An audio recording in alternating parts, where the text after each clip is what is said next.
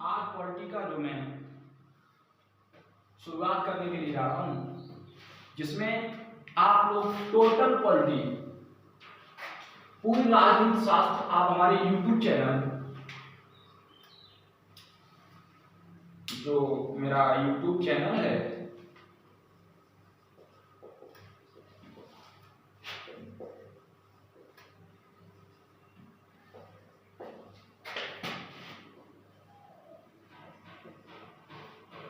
Dreams career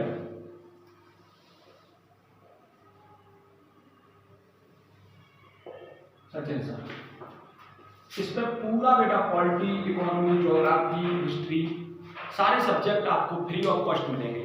इसके लिए आपको केवल मेरा चैनल सब्सक्राइब करना पड़ेगा और आइकन को प्रेस करना पड़ेगा, ठीक है, इससे सबसे पहले नोटिफिकेशन आपके पास पहुंचते रहे। दोस्तों,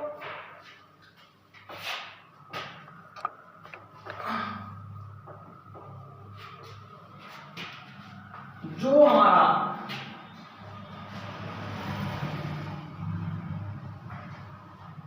कॉन्स्टिट्यूशन है,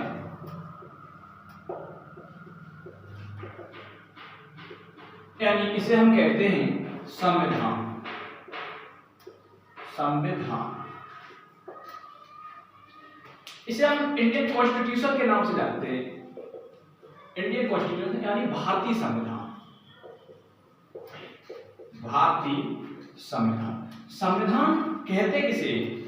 ऐसा कानून जो हमें समानता देता है, यानी जो सारे लोगों के लिए समान कानून देता है, उसे हम कहते हैं संविधान। इसमें जो टोटल भाग हैं, पार्ट, वो है 22 भाग पड़ेंगे और इसमें जो टोटल आर्टिकल हैं वो है 395, यानी 395 आर्टिकल पड़ेंगे।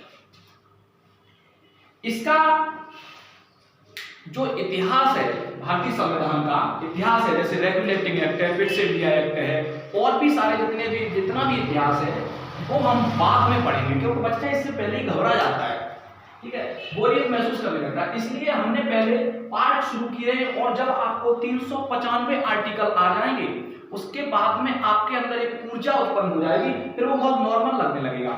इसलिए हमने सबसे पहले पार्ट शुरू किया है 1। तो इंडियन कॉन्स्टिट्यूशन का पार्ट 1 हम शुरू करने के लिए जा रहे हैं। अगर आपको ये वीडियो अच्छी लगे तो वीडियो को लाइक, शेयर और सब्सक्राइब मेरे चैनल को कर लेना। जो भी समझ में नहीं आए, जो भी प्रश्न हो, वो प्रश्न कमेंट करके बताना, मैं उसका आंसर देने की कोशिश करूंगा।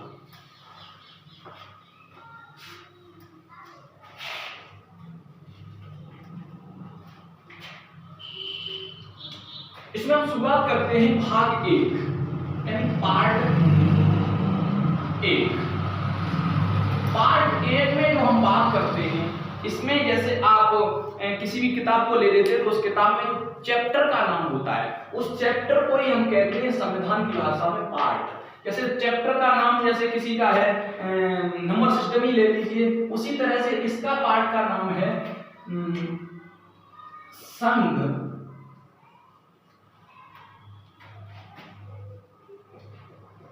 और उनके राज्य क्षेत्र। संघ और उनके राज्य क्षेत्र। भाग 1 कहता है कि हमारा जो देश होगा उसकी रूपरेखा किस तरह से तैयार होगी। इसमें जो संघ एवं राज्य क्षेत्र हैं, इसमें टोटल जो आर्टिकल हैं वो 1 से लेकर के 4 हैं। तो बेटा 1 से लेकर के 4। अब देखते हैं नंबर बाय नंबर आर्टिकल पढ़ाते हैं। Article number 1, article number 1, article number 1 कहता है,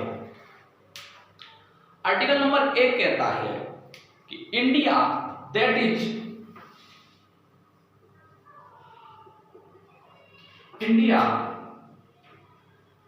that is Bharat, India that is Bharat shall be a union of state, shall be a union of state. India that is Bharat shall be a union of state. Bharat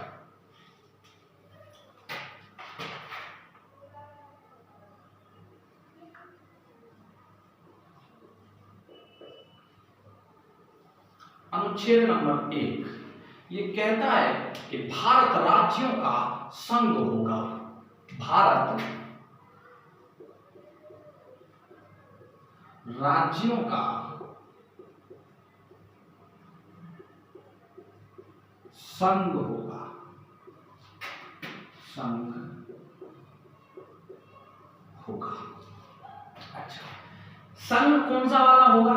तो union वाला, UNIO, union. अब हम आपको बताते हैं कि हमारे जो देश होते हैं वो 3 कैटेगरीज के होते हैं। कितने कैटेगरीज के होते हैं? 3 कैटेगरीज के।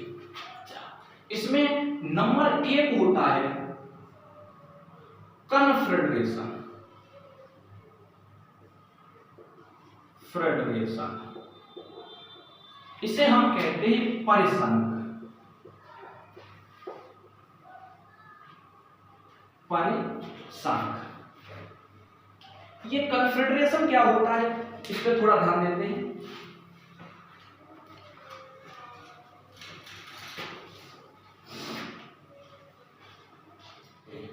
एक होता है कन्फेडरेशन। कन्फेडरेशन में क्या होता है कि छोटे छोटे राज्य मिलकर के एक अपनी थोड़ी थोड़ी शक्तियां किसे दे देते हैं? केंद्र को दे देते हैं। अपनी थोड़ी थोड़ी शक्तियां केंद्र को देते हैं और एक देश का निर्माण करते हैं। किसका निर्माण करते हैं? देश का निर्माण। और जो परिसंघ होता है, कन्फेडरेशन को हिंदी में क्या कहते हैं? परिसंघ कहते हैं। और जो परिसंघ होता है वो बहुत ही कैसा होता है? कमजोर होता है। कैसा होता है? कमजोर। और ये आसानी से टूट करके कैसा हो जाता है? अलग हो जाते हैं। ये टूट करके आसानी से अलग हो जाते हैं। ठीक है, क्योंकि ये राज्य जो होते हैं अपने में स्वतंत्र होते हैं। जो राज्य होते हैं ना वो अपने में स्वतंत्र होते हैं। नंबर जो दूसरा आता है,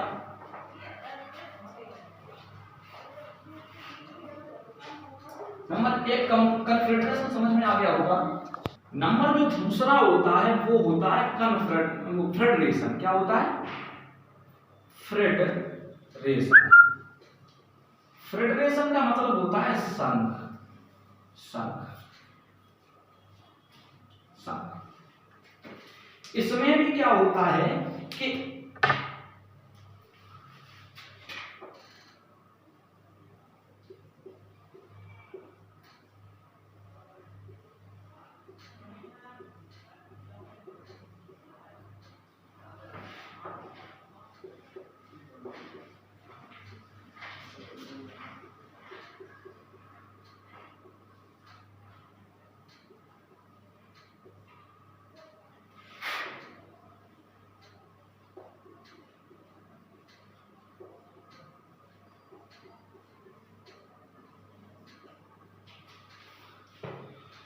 इसमें भी राज्य क्या होते हैं? टूट करके अलग हो जाते हैं। जैसे एक नजर में आपको बताई दे रहा हूं कि पहले एक हुआ करता था USSR, जिसे हम कहा करते थे सोवियत संघ,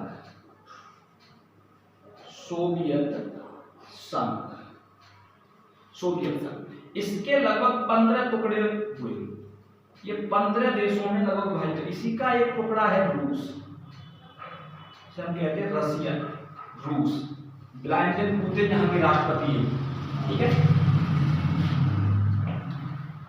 रूस। तो ये समझ में आया कन्फेडरेशन और फेडरेशन। इसमें जो क्या होता है, इसमें भी राज्य स्वतंत्र होते हैं और वो जब चाहें तो अपनी सहमति दे करके, क्या करके? अपनी सहमति दे करके, और ये क्या हो सकते हैं? फेडरेशन वाले भी अलग हो सकते हैं। लेकिन हमने कह दिया है कि भारत राज्यों का क्या है, यूनियन वाला संघ है, भारत राज्यों का यूनियन वाला संघ है। तो यूनियन क्या होता है, यूनियन जो होता है, नंबर 3 की बात कर लेते हैं। नंबर 3 है यूनियन। यूनियन यानी संघ, जो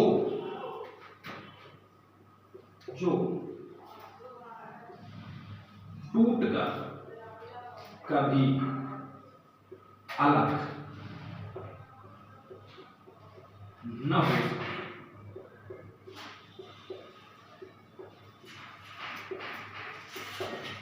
जैसे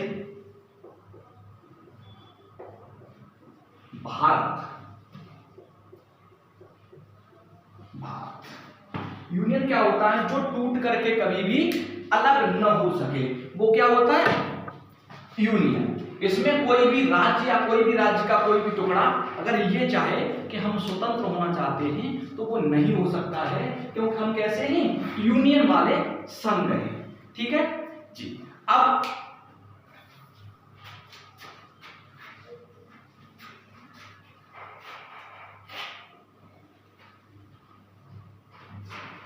आर्टिकल नंबर 1 कहता है कि भारत राज्यों का क्या है, यूनियन है। India that is Bharat shall be A union of state. Article number 2, article number 2 है, वो कहता है entrance of new state,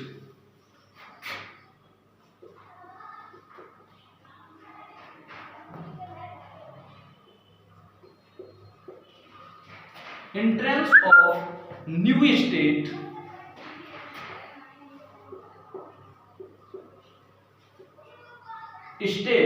and territories in India and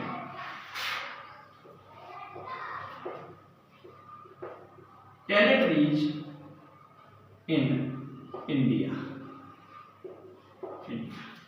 article number 2 कहता है, शब्दों को पकड़िए, एंट्रेंस कोई भी नया स्टेट, कहने का मतलब इसमें यह कहता है कि भारत में नए राज्य एवं क्षेत्रों का प्रवेश। अनुच्छेद नंबर 2,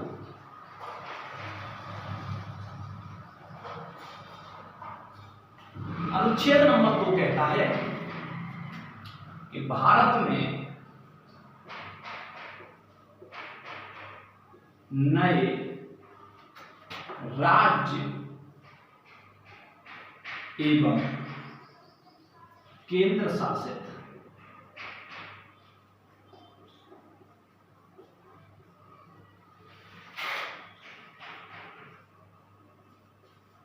प्रदेशों का प्रवेश।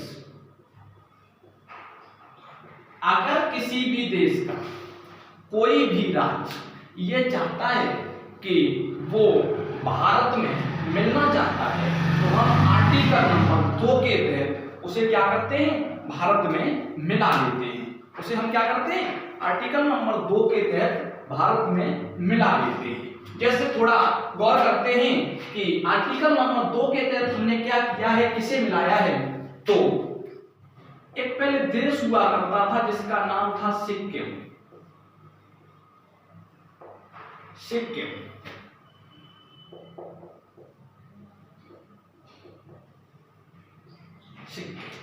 इस सिक्किम को हमने 35वें संविधान संशोधन के द्वारा, 35वें संविधान संशोधन के द्वारा का 1970 में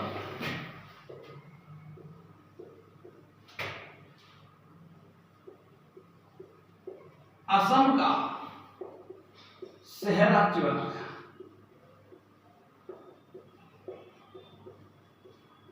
शहर राज्य बनाया 35वें कॉन्स्टिट्यूशन अमेंडमेंट के द्वारा। कौन से 35वें कॉन्स्टिट्यूशन अमेंडमेंट के द्वारा हमने इसे क्या बना दिया, असम का शहर राज्य बना दिया। अच्छा, 36वें संविधान संशोधन के द्वारा, 36वें संविधान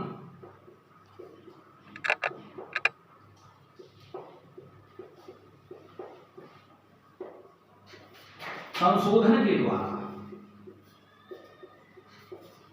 कब 1975 में क्या बनाया, इसे 22वां राज्य बना दिया, 22वां राज्य बना दिया।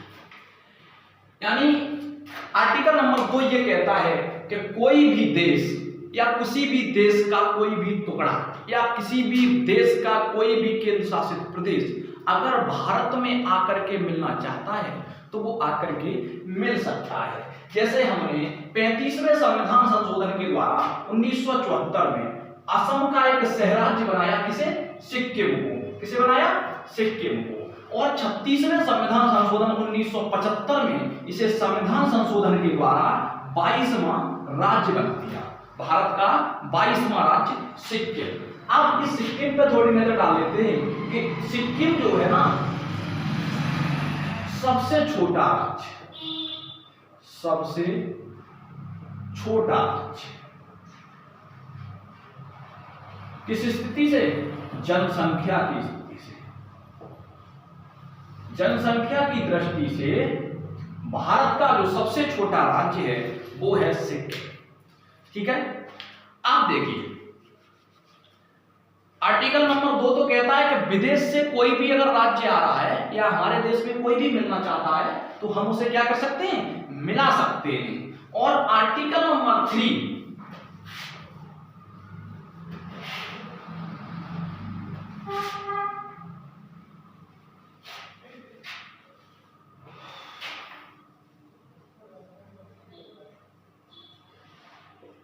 आर्टिकल नंबर 3 कहता है कि अगर संसद चाहे क्या birth of new state of India, birth of new state of India, change in their name, change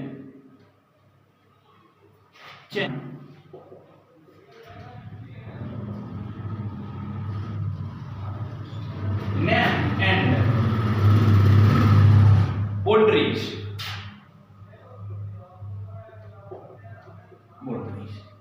article number 3 कहता है बर्थ ऑफ न्यू स्टेट, अगर संसद चाहे तो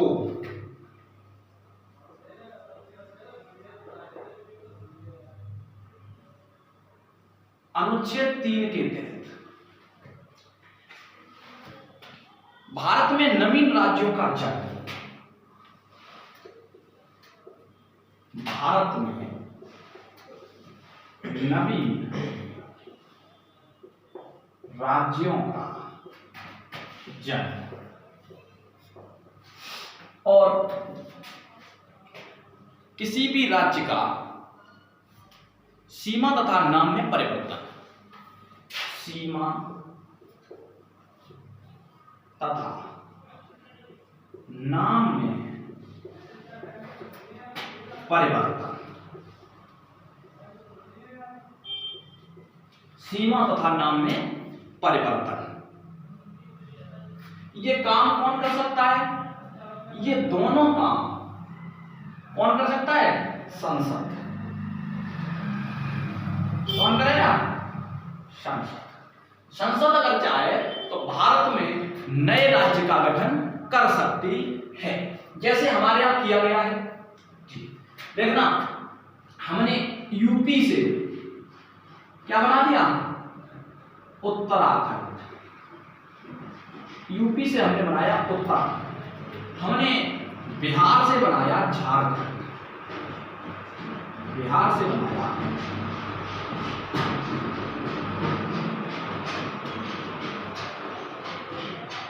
झारखंड, हमने एमपी से बनाया, मध्य प्रदेश से बनाया छत्तीसगढ़,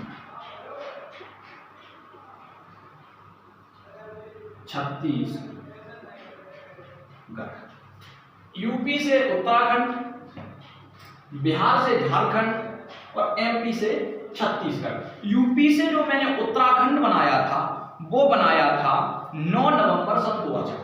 कब? 9 नवंबर 2000 ईस्वी। जो हमने 15 नवंबर सन 2000। हमने जो एमपी से छत्तीसगढ़ बनाया था वो बनाया था 1 नवंबर सन 2000। यानी हमारा आर्टिकल नंबर 3 कहता है कि भारत में नवीन राज्यों का जन्म, सीमा तथा नाम में परिवर्तन कौन कर सकता है? संसद कर सकती है। The birth of new state and India change in their name and boundaries. ठीक है बेटा, जैसे मैंने यूपी से उत्तराखंड बना दिया, बिहार से झारखंड बना दिया और मध्य प्रदेश से छत्तीसगढ़ बना दिया। ठीक है, आर्टिकल नंबर जो 4 आता है, देखिए वो क्या कहता है।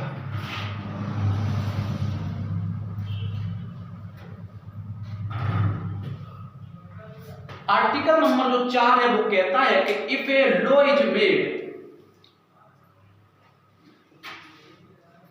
If a law is made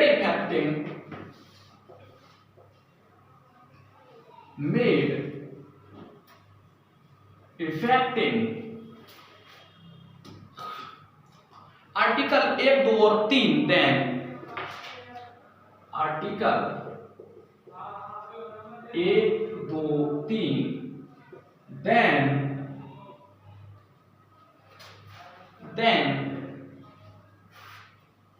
constitution amendment is not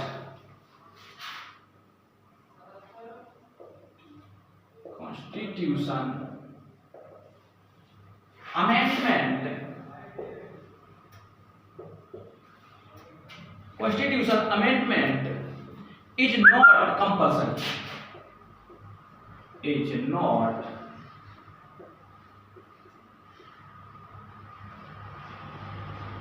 compulsory।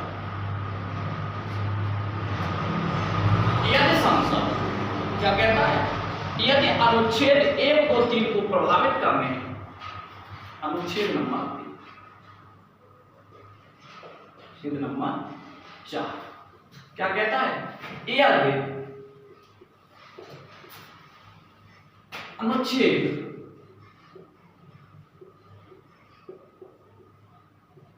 1, 2 और 3,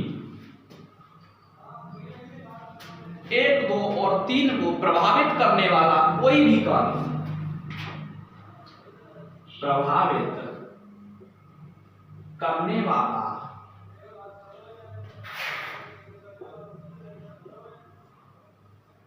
कोई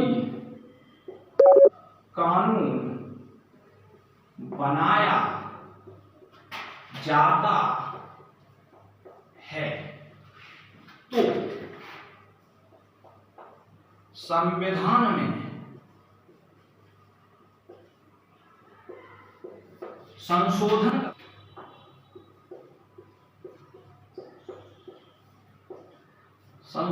करने की अनिवार्य नहीं है। संशोधन करना अनिवार्य नहीं है। इसे साधारण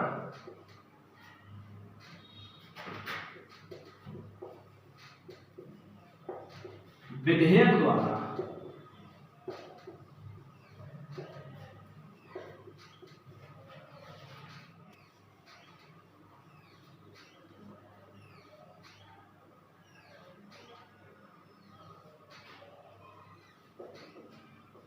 किया जा सकता है। आर्टिकल नंबर 4 कहता है कि यदि if a law is made effective, article 1, 2 और 3, then constitution amendment is not compulsory. यदि अनुच्छेद 1, 2, 3 को प्रभावित करने वाला कोई भी कानून बनाया जाता है, कोई भी कानून बनाया जाता है तो संविधान में संशोधन करना अनिवार्य नहीं है, ये साधारण विधेयक द्वारा भी ऐसा किया जा सकता है। ठीक है, एक नजर डाल लेते बेटा अखंड भारत की तरफ।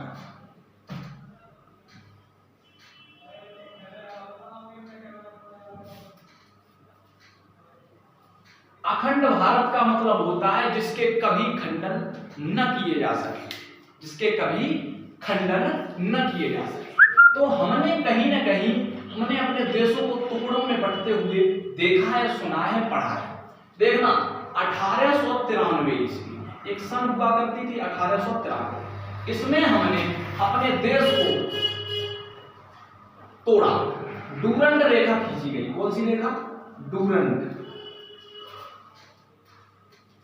और डूरंड रेखा खींच करके हमने अफगानिस्तान को अलग कर दिया, अफगानिस्तान को अलग कर दिया। ठीक है, इसकी राजधानी कहां है? काबुल। राजधानी कहां है? काबुल। ठीक है, 1935 में हमसे बर्मा, म्यांमार कैसा हो गया? अलग। और 1947 में, कब? 1947 में हमसे पाकिस्तान अलग हो गया, पाक अलग हो गया। ठीक है, जब हमने ये देखा कि हमसे हमारे देश टूट टूट के अलग हो रहे हैं, तो हमने लिख दिया कि अब भारत क्या है? संघ है। कौन सा? यूनियन। अब टूट नहीं सकता है, जुड़ चाहे कोई भी आ जाए, जुड़ सकता है लेकिन टूट नहीं सकता है। तो अब आपकी समझ में आ गया होगा कि हमने यूनियन स्टेट क्यों बताया, क्योंकि हमने 1893 में डूरंड रेखा खींच करके अपने देश के टुकड़े किए। 1935 में बर्मा म्यांमार को हमने अलग किया और 1947 में हमने पाकिस्तान को अलग किया। ठीक है, जब नंबर 3 हुआ करता था कमिश्नरी।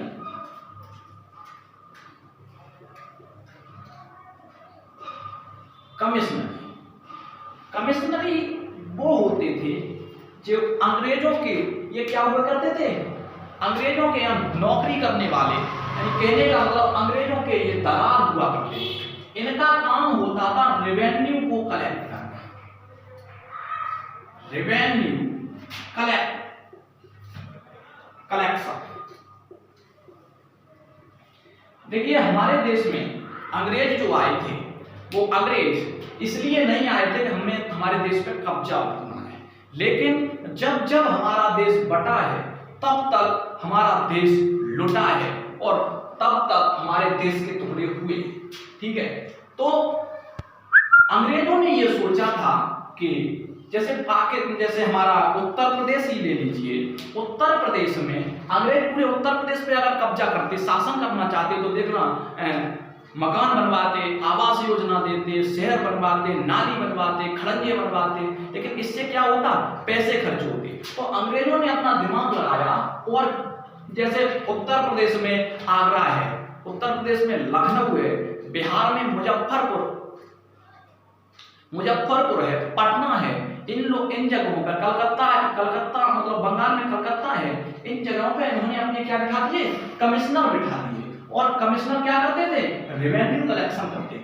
जो नंबर डी था वो था बेटा यूटी, यानी यूनियन टेरिटरीज। क्या था? Union territory. उस समय जो ब्रिटिश प्रेसिडेंसी हुआ करती थी उनकी संख्या हुआ करती थी 9, प्रिंसली स्टेट हुआ करती थी उनकी संख्या हुआ करती थी 9, और कमिश्नरी जो हुआ करते थे उनकी संख्या हुआ करती थी 10, और जो यूटी हुआ करती थी उसकी संख्या होती थी 1।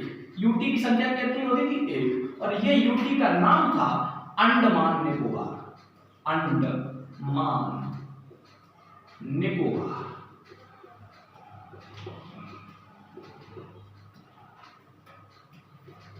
अंडमान निकोबार। अब समझिए, इसी में है सेलुलर जेल। अंडमान निकोबार में कौन सी जेल है? Cellular jail. जिसे पढ़ते हैं काले पानी की जो सजा दे दी जाती थी, वो अंडमान निकोबार में ही कौन सी जेल हुआ करती थी? सेलुलर जेल है, उस जेल में ही रखा जाता था। अच्छा, अब समझना, प्रिंसली स्टेट और ब्रिटिश प्रेसिडेंसी, कमिश्नरी और ड्यूटी।